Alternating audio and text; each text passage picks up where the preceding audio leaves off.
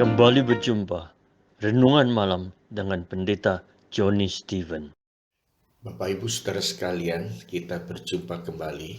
Malam hari ini perenungan kita bersama terambil dari surat 1 Petrus 4 ayat 7 hingga ke 11.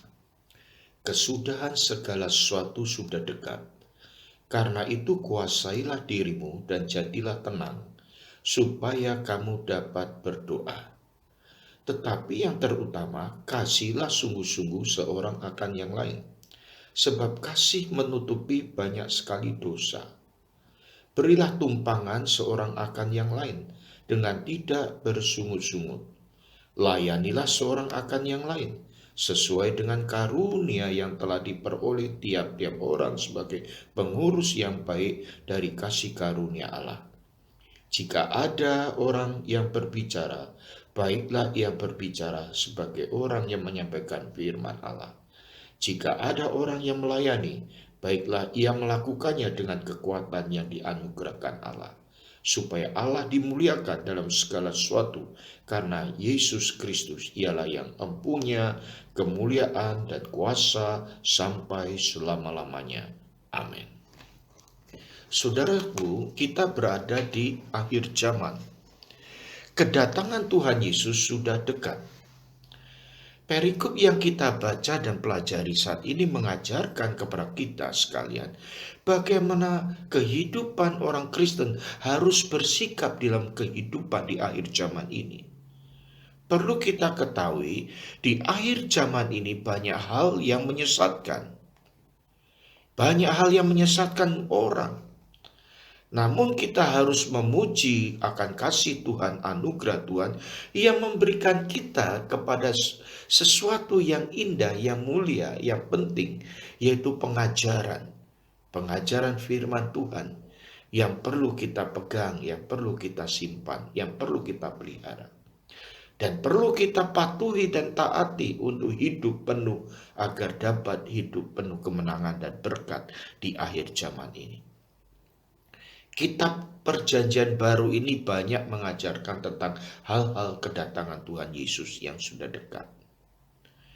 Petrus mengajarkan kepada kita beberapa hal berkaitan dengan kerajaan Allah yang sudah dekat.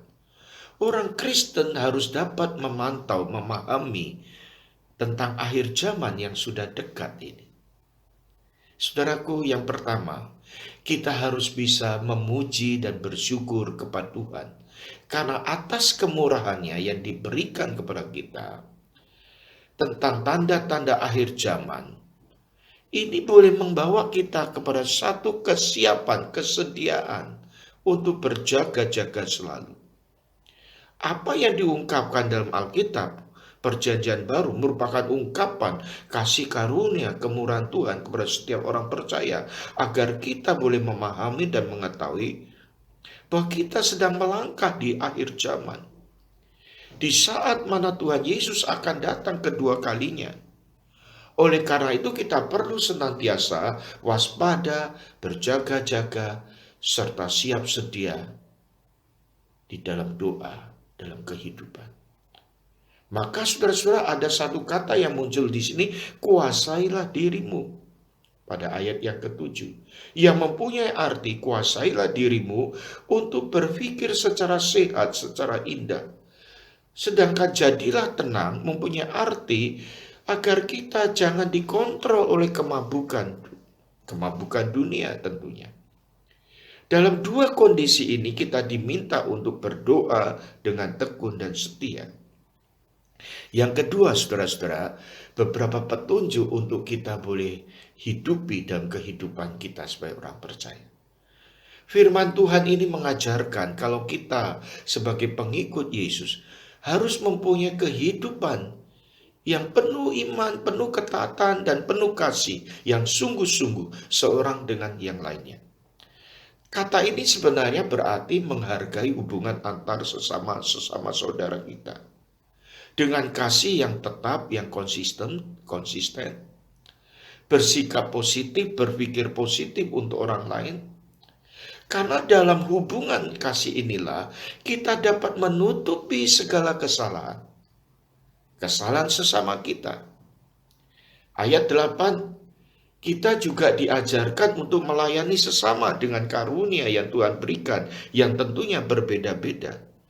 Ayat 11 itu dikatakan, jika ada orang yang berbicara, baiklah ia berbicara sebagai orang yang menyampaikan firman Allah.